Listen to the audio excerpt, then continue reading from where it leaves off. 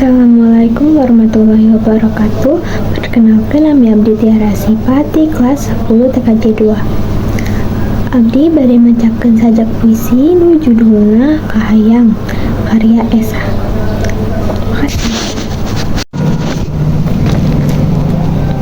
Tengah peuting nu simpe, kuring hudang sorangan.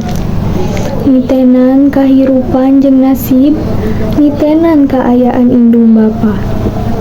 Walurat nu aya, kuring hayang boga buku nu bakal nyaangan ilmu nu bakal ngaronjatkeun kahirupan, hirup bagja jeung aya bumi. Loba harta, loba harti, loba dulur, loba sobat, loba kahayang salilana, kahayang nu mawa sumanget.